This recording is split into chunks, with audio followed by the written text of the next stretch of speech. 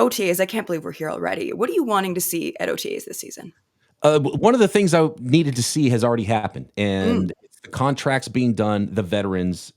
Basically, okay. Trent Williams is the only veteran that's not really hanging out and not really around, and I don't think they're too worried about as long as he doesn't, like, up and retire before camp happens, the 49ers are fine, and Trent Williams will be among the best offensive tackles in the NFL when he shows up. But having your quarterback there, having everybody there's no holdouts, there's no contract stuff, everybody's re-energized. You didn't come off a Super Bowl with a shortened season, you Mm, know, Brock Purdy got married last year. There's none of that going on, and I'm not against the institution of marriage, by the way. I'm just saying, like, a lot was going on last offseason. right.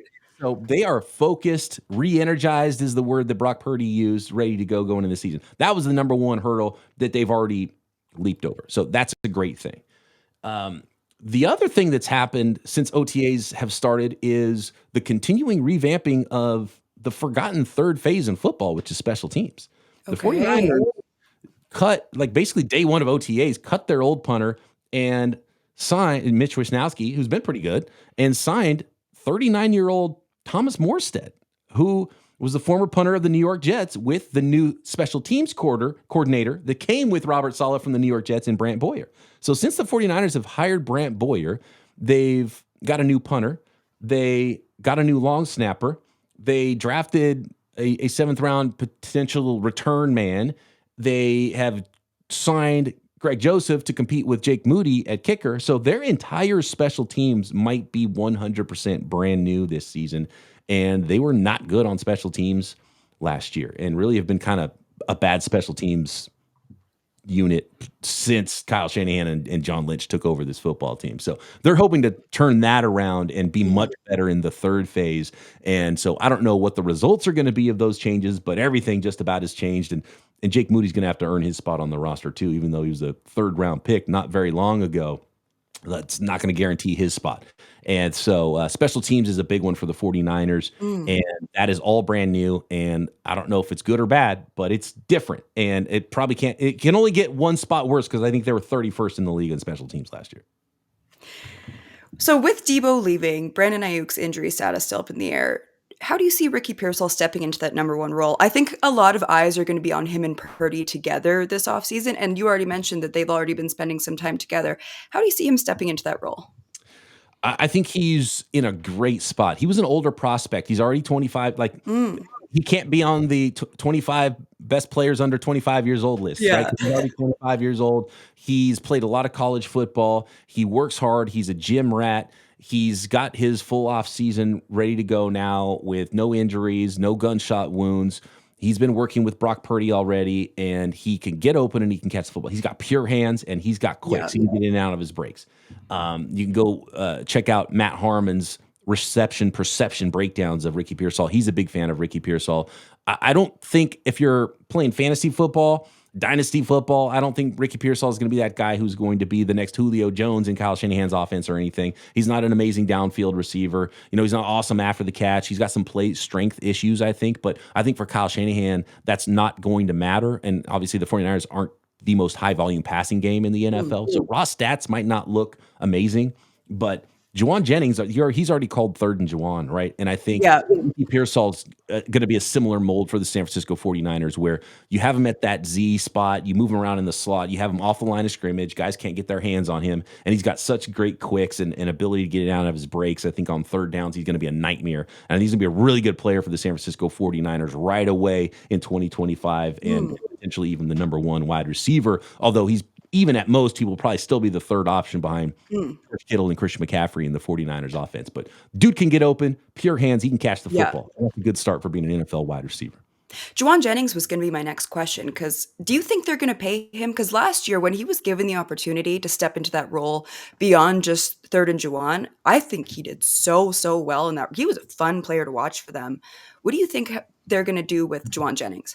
Yeah, he's a really underrated player around the NFL, and he fits Shanahan so well because and early in Jauan Jennings' career, I was like, basically, I was like, hey, Jauan Jennings is actually a tight end, but the 49ers just don't tell anybody because he lines up Mm. big slot role and he will block the heck out of people, So you can Yeah. line up in 3 wide receiver sets and you have an advantage in the running game because Jauan Jennings is blocking like a tight end, but he can also get open and move the chains for you. And I think he's a lot more athletic than his 4.7 speed and like 19-inch vertical or whatever. Like he had a really historically bad combine workout, which is why he ended up being a 7th-round pick. But when you watch him as an athlete, he can get open. He's got great feet. He's got great hands. He's physical out there. You see him off the court or off the field on the basketball court. You dunk that. Like, he's got athleticism, right? He just Yeah. didn't work hard to try to. I just think I don't think he prepared well for the combine. To be honest with you, I think that's probably what happened. So he's a better athlete than a lot of people give him credit for.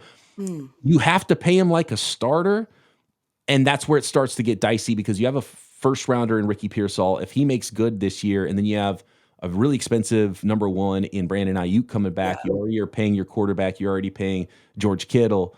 I think the better Jauan Jennings plays, the less likely he is to stick around because he's going to find starter money from another team out there, and I don't think the 49ers are in a place roster build wise now with an expensive quarterback and a lot of star pieces still getting paid to pay someone like Jauan Jennings to be a number 3 wide receiver.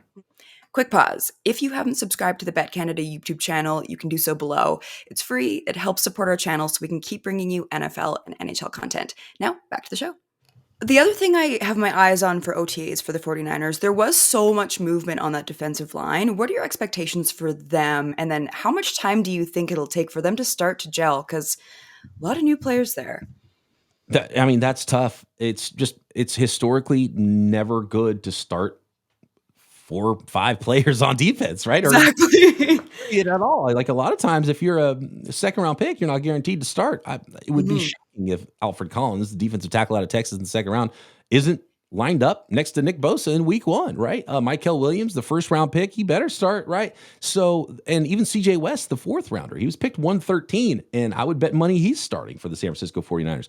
Upton Stout, nickel, when they're out there in nickel, they lost Charvarius Ward. He doesn't have a lot of competition to be the starting nickel either. So that's a lot of rookie starters, and that can absolutely go a lot of different ways and can be tough to overcome for an NFL team. So those camp battles for those rookies looking like they're ready to go. And by the way, the biggest loss in free agency had to be Dre Greenlaw, even though he wasn't really playing last year because of injuries. And I understand them not paying him, but Nick Martin, 3rd-round pick. A lot of people thought he was drafted too high, but when you watch the Nick Martin tape, you understand exactly why they liked him, and that's kind of the way he plays. He Mm. downhill fast. He's got sideline to sideline speed, 4.5 speed. He's only 220 pounds, so he might have to play a little bit more of a rotational role, but has a similar play style to Dre Greenlaw. But that is a lot to ask. You're talking about 3 starting defensive linemen, a nickel, and a linebacker.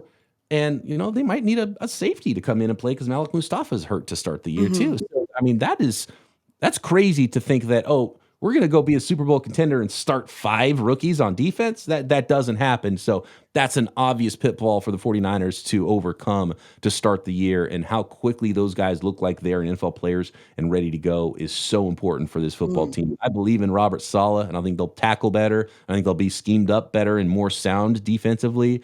But I don't care who the defensive coordinator is. It's tough to be a great defense and start 3, 4, 5 players. Yeah. Last question for you, Brian. I feel like a lot of eyes are going to be on Christian McCaffrey given his injury history. What are your thoughts on how they should be working him leading up to the season? Because, man, last year it just wouldn't go away, the issue. So you are talking to the West Coast chairman of running backs don't matter here, and I was one of those people that was like, I don't know about trading for Christian McCaffrey. Mm. You're going to pay him top of the league money at running back, trade a 2nd, 3rd, 4th, 5th-round pick, and the reason you don't do that is because of last year, the attrition. It's not because he's not a talented football player, right? And so my thoughts on Christian McCaffrey and how he should be utilized, and Kyle Shanahan's thoughts are going to be very different. If you are Mhm. healthy, Kyle Shanahan is going to run you into the ground. So Yes. draft Christian McCaffrey in your fantasy leagues. You're going to get a discount because he was hurt all last year. If he is healthy, Kyle Shanahan's going to give him the ball every single time. Christian McCaffrey never comes off the field. When he does, he puts his finger up because he's coaching himself, right? He's got that veteran status where the running backs coach, the head coach doesn't say, Christian McCaffrey, you're out this series. Other guys going in. No, Christian McCaffrey runs off the field and puts up the number one and says, I'm coming off for one play and then I'm coming back. That's what's going to Yeah. happen, right? So Christian McCaffrey doesn't want to come off the field. Kyle Shanahan doesn't want him off the field. So he should be, to be honest with you, I think the replacement for Deebo Samuel is Christian McCaffrey. I think he should transition into the new wide back role. And you should allow another running back to take a lot of the pressure off of the pounding and all the hits that you take as an NFL running back. Allow Christian McCaffrey to work in the slot even a little bit more, work as a receiver a little bit more into that part of his career, elongate his career, keep him healthy for those seasons during the rest of his career. I don't think that's the way it's going to work out. I think Christian McCaffrey is going to be utilized as much as possible until he potentially gets hurt again. And so even when that happens, though, the 49ers are still going to run for 5 yards a carry. They're just not going to be as dynamic without Christian McCaffrey in there. We saw it last year. Like Jordan Mason was good. Like Yeah. running the football is fine in Kyle Shanahan's offense, but you're not going to have all the extra that Christian McCaffrey gives you, which is a lot because he's such a talented player. Brian Peacock, you've said it all. Thanks so much for joining us today, and you are welcome back anytime. Oh, it's a pleasure. Thanks for inviting me on, Katie.